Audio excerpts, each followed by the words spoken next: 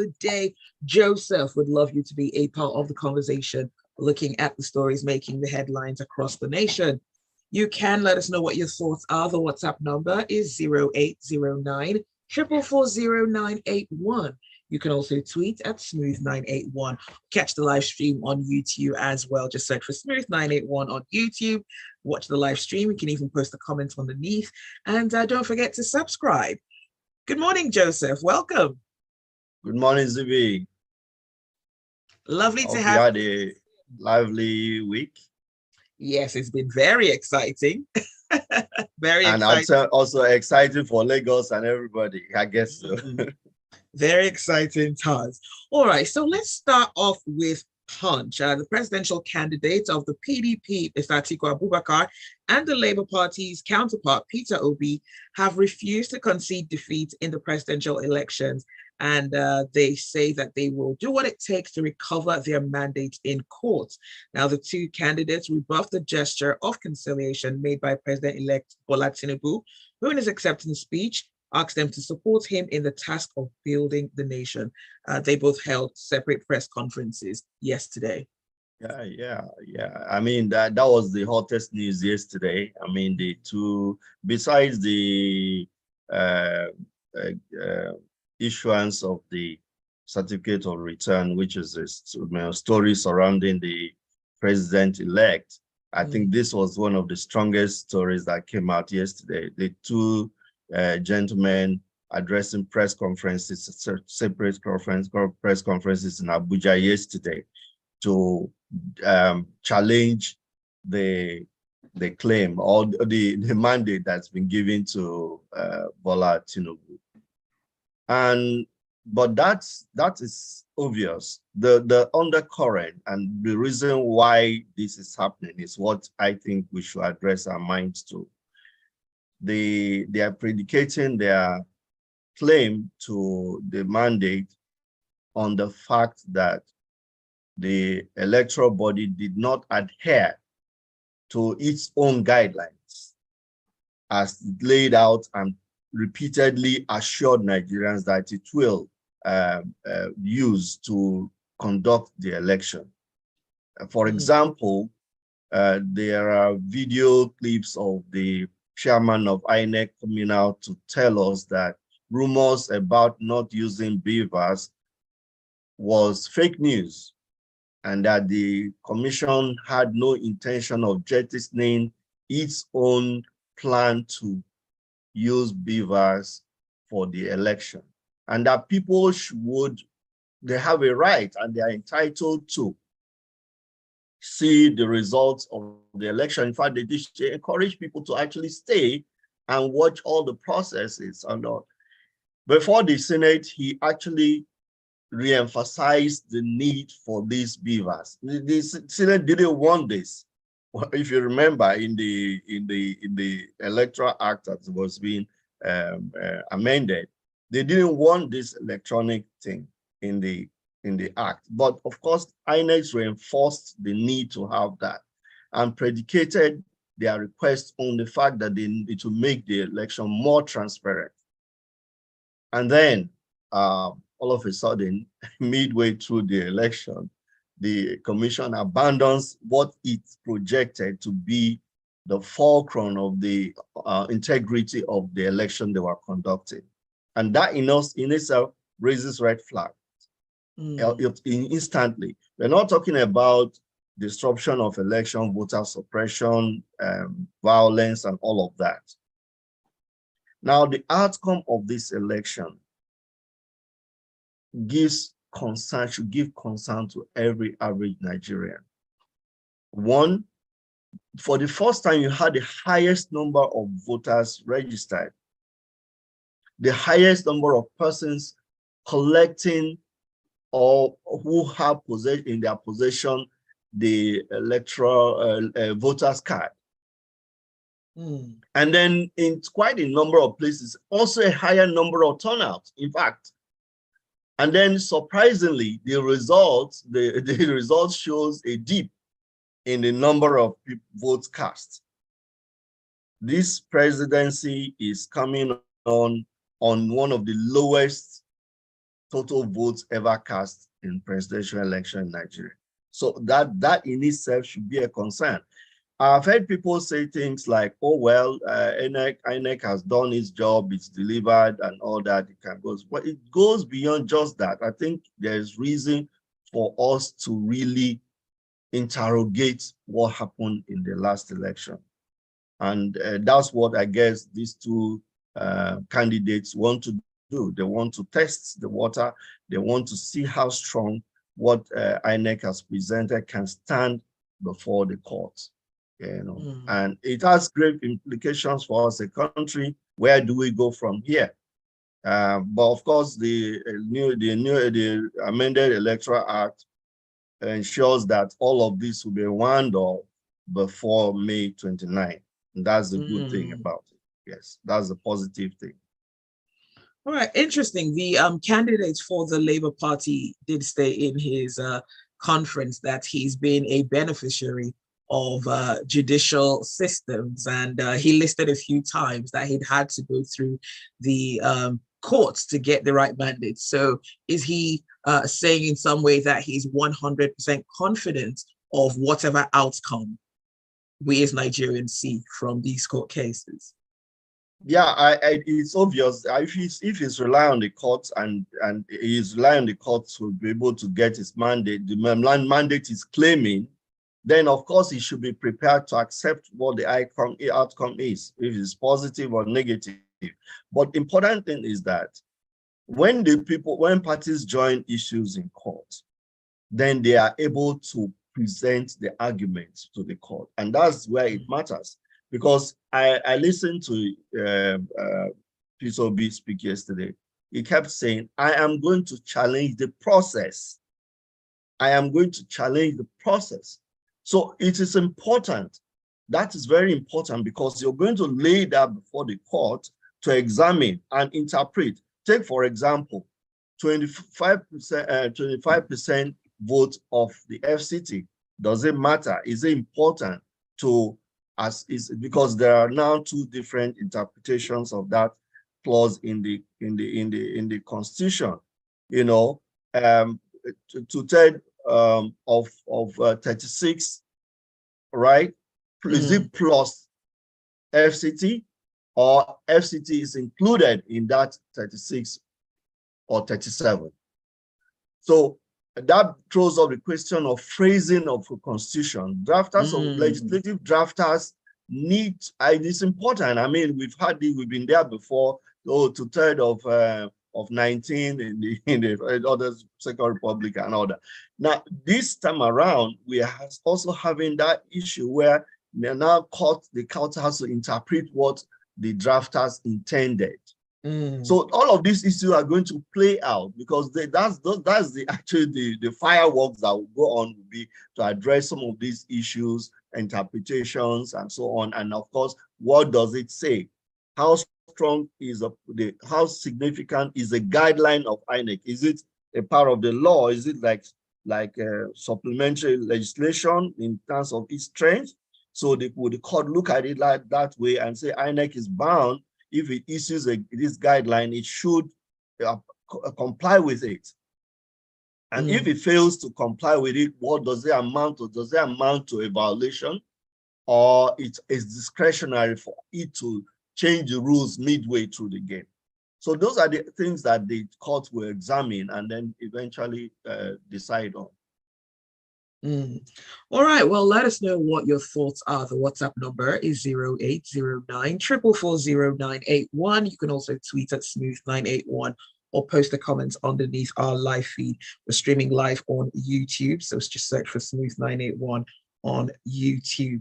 Okay, and let's go on to another election-related story. Now, the Senate is asking the Independent National Electoral Commission to adhere strictly to the 1999 Constitution as amended and the Electoral Act in conduct of the poll. And this one is coming from Vanguard and from Punch.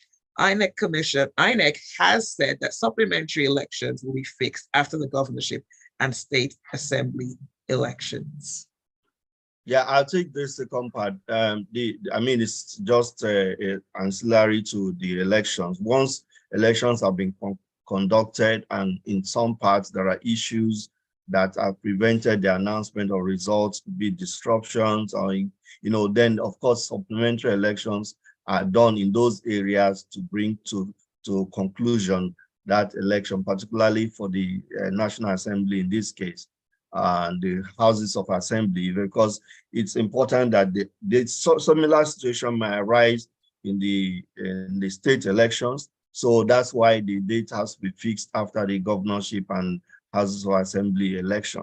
So all of this, INEC will announce a date, and then elections are conducted in those areas where the National Assembly, where there were unconcluded elections, and then also for the state house of assembly, where there is need for that.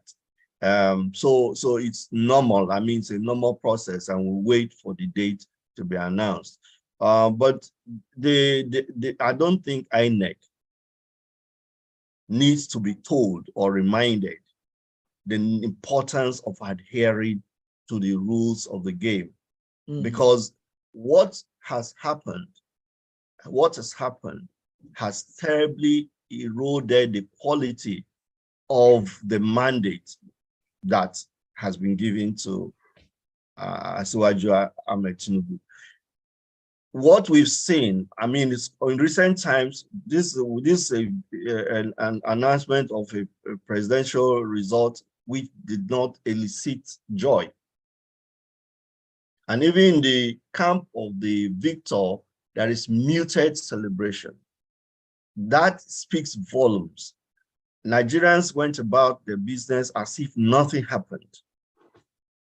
It's a moral thing. It's a question you need to ask yourself. Why is it that INEC should be looking at this? I mean, if the chairman has acted as if it doesn't matter. Feedbacks being given don't matter. I say go to court. It's not just enough to tell people go to court. What we expected from INEC was to apologize to Nigerians for bungling the presidential and National Assembly election. And now, an apology would be an admission of guilt, wouldn't it be?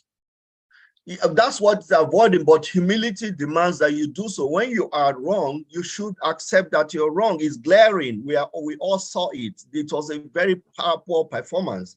International observers have said it was under par.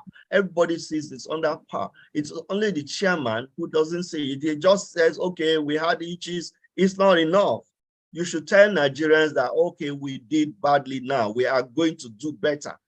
That's what we expect INEC to be saying. We are looking at you are taking all your feedback, and that is like customer relations, for goodness sake. You relate to people, you give service to people, and you perform badly. And the people complain to you, and you say, well, okay, that's what happens sometimes, these things are normal, so come back again next time. And right now, young people are very disillusioned. They are disappointed. Most of them are vouching not to take part in the next election. Which for me, for those who are listening, I would say, don't do that. This is not it. If that was a plan to discourage you, you are only just playing into the game of we do not participate in the coming election. Go out there and vote and see that the right thing is done. Some of the videos taken by voters is what is going to be used in court. If you're not there to get all those things and those information, then it is difficult. So we got to know a lot more from voters and observers than from the official sources. So imagine if people were not there and we all sat down and allowed them to do whatever they liked. Well, let's take a few messages coming through via WhatsApp. Dan says the best thing Yakubu can do is to honorably resign for bungling for the election. It's been a charade. Abbas says, the issue of IREV is different from BVAS. We're mixing the two together. BVAS worked for the accreditation. Uploading an IREV on time is the issue here. And INEC certainly has explanations to give on that. But we should also look at the part of the INEC Act that says they can determine how election results are transmitted. And Peter says the Beaver system curtailed the massive numbers by ensuring only accredited voters' numbers are valid. This is why we did see numbers from previous election. There was also voter apathy at most polling units. Godwin says, I'm happy that the aggrieved parties in the election have vowed to approach the courts. This will save us from violence. Let's take a quick break and we'll continue the conversation on the other side. This is Freshly Pressed on Smooth 98.1. First excuse me, let me get it quick.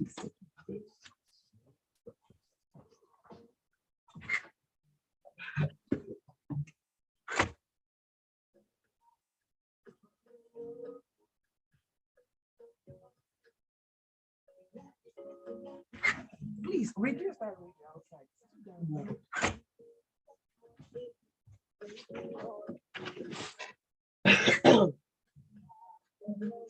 We're back on in just about a minute.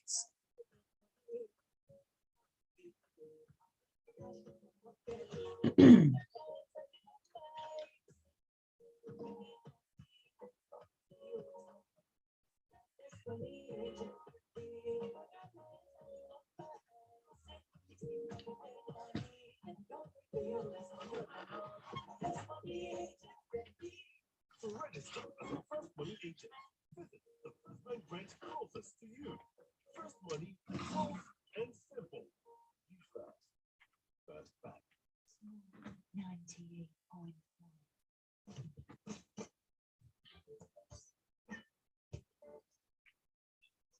You're listening to Freshly Pressed on Smooth 98.1. Our analyst this morning is Joseph. And let us know what your thoughts are. The WhatsApp number is 0809 440 981. You can also tweet at Smooth 981 and catch the live stream up on our YouTube channel. Just search for Smooth 981. All right, so we're going to the next story.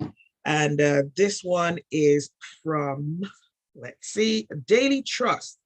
Former Ekiti State Governor Ayodele Fayose has announced his resignation from the PDP, and he's taking some swipes at Dr. Iyorchia Ayu. He says that Iyorchia Ayu has a huge role to play in the party's loss in the just concluded presidential elections.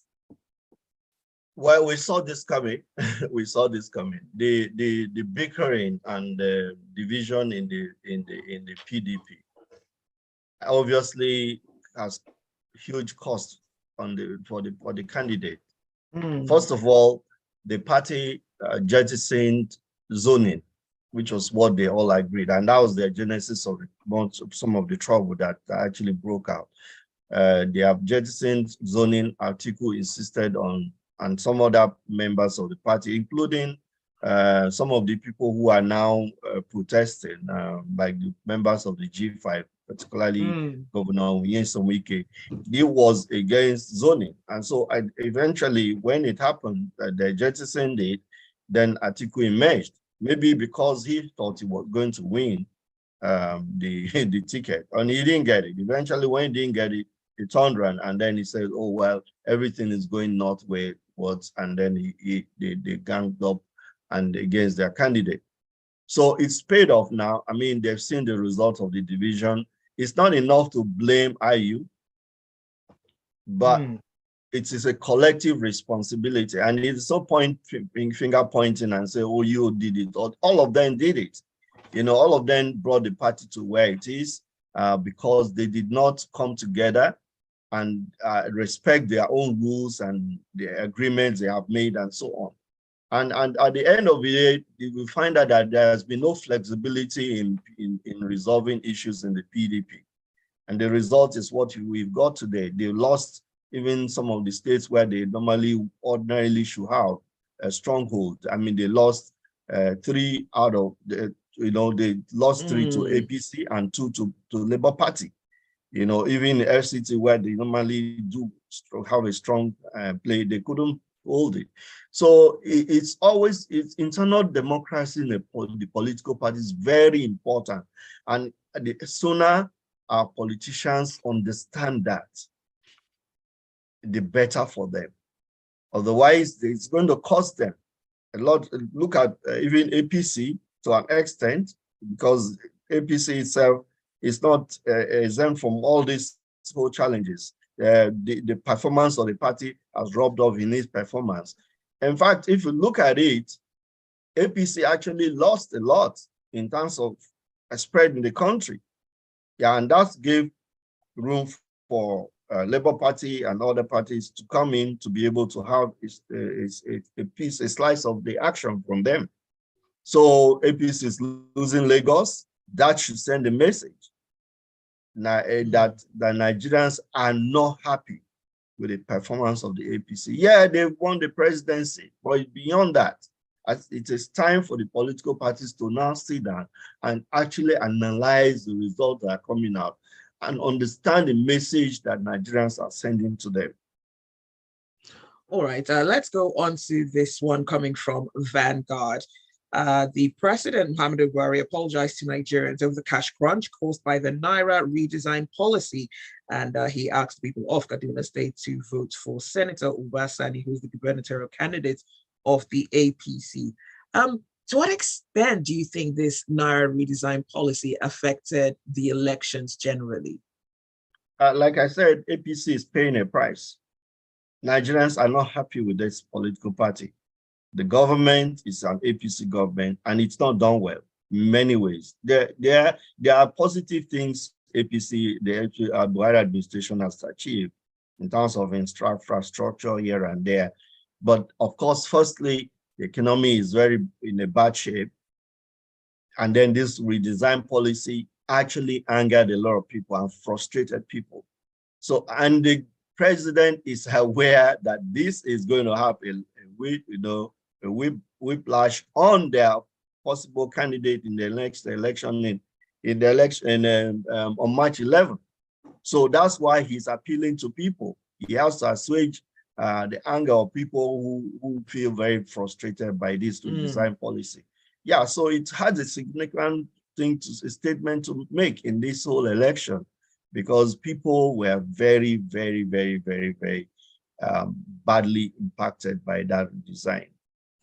All right, let's take a few messages coming through. PJ says, the presidential candidate of the Labour Party has shown the doggedness needed to test the law in his decision to challenge the outcome of the election and the process itself.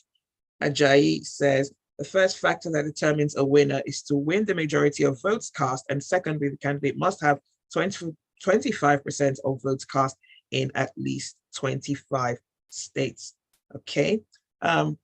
Let's see, we're going on, just trying to make sure that our messages are pulling through. But let's go on to the next headline. And this one comes from Punch. It's quite an emotional story. Now, aggrieved parents of the 12-year-old pupil, Whitney Adeniran, who passed away at Christian International School, have now revealed that the autopsy states that she died of electrocution. Her mother, Blessing, in a live broadcast on her Instagram page, confirmed the autopsy results. It is really heartbreaking that a child, parents handed over to a school, will die such a tragic and unnecessary death. How does a child participating in sports end up dying from electrocution? It's an obvious case of negligence. A child participating in an inter-house sport getting electrocuted. How? How does that happen? How can any responsible adult explain that? So the school has got huge questions to answer. But that's not just the issue. When this occurred, the narrative that was spawned by that school was that of washing off its hands and not taking responsibility. The tried to explain that, oh, they did all they could. Meanwhile, students who were around there were already telling the parents that there was something of this nature, that the child was possibly electrocuted. The facts are out there now. The autopsy has revealed it. Child was electrocuted. How does the authority, how does that management of that school explain that to any parent? Apart from the criminal aspect, which the state has said they are going to tackle, there is the liability that comes from negligence. And the parents, I'm sure they will not just sit down, because there's a life that has been wasted, a young life, future of this country. Who knows what this young woman was going to become? It's cut short because of some people's negligence. You're gathering people, students. House was means you're going to have a lot of number of people and so on. What was done to check the environment, ensure it was safe and all that? What was done? So it's not just enough to establish schools, have money, establish schools, but you must, safety guidelines have to be, and that's what the Ministry of Education, Lagos, must pay attention to and ensure that these policies are clearly spelled out by management of schools and they are adhered to strictly. Because it's unfortunate. Let's look at some of the messages coming through on WhatsApp. Idima Puza says it's not enough for President Buhari to apologize to Nigerians on the issue of Naira redesign. The only apology I'll accept is for him to give an order for new Naira notes to be flooded through the banks. Enough of the suffering on Naira Wahala. And BDA says, good morning, let's not pander to the gallery. Why should INEC apologize? We do not refer to international observers. The banks, our most sophisticated institutions, are plagued with IT issues. So we need to cut INEC some slack. God bless Nigeria. Well, that is all the time that we have this morning. Thank you for listening. Thank you for your messages. And special thanks to you, our analyst, Joseph, for coming through on Freshly Pressed this morning. My pleasure, any day. And all the best, Lagos. Have a wonderful weekend. Thank you, Joseph. Do stay with us. There is a lot more to come on the Smooth Breakfast.